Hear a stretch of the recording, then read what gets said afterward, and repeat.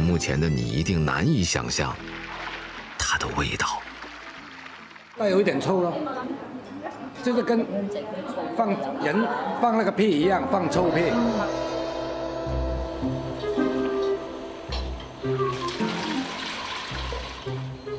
热力催发下，醋酸分子持续发力，给鼻腔施加压力。这里到这里。我这个人嗅觉比较敏感，对。闻是那个味道，有点上头，说真的。新鲜的臭草。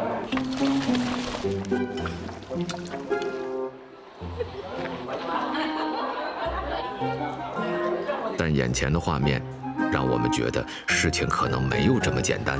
欢迎大家到山水吃臭屁醋，这里的臭屁醋不仅很臭，而且还很臭。这一定是假象。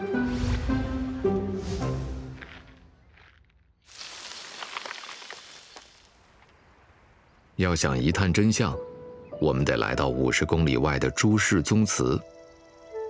这里有做好一坛醋的必备要素。魔水之都，健力宝嘛，健力宝。这里是现代工业遗忘的角落，保留着机器尚未掌握的高端艺术。工业化都没有，这所有的都是纯天然的。做醋就是玩米的艺术，要素看似不多，实则都是门道。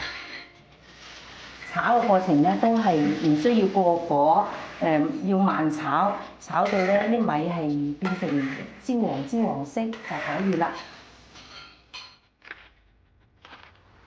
糯米發酵起來就比較甜一點，大白米的話呢，我發酵起來就是偏酸。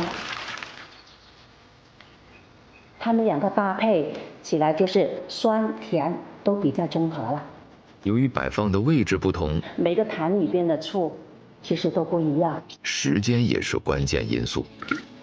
3月陈，味道清冽，但口味轻佻；5月香，滋味醇厚，但酸度超标。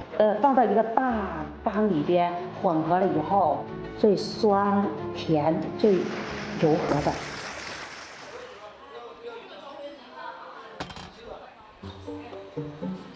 顶住了鼻子这一关，你会打开新世界的大门。看那个盖子，特别香，我就想，哎，怎么跟刚刚前面闻到味道不一样了？虽然这里的臭屁醋很臭，但是非常的好吃。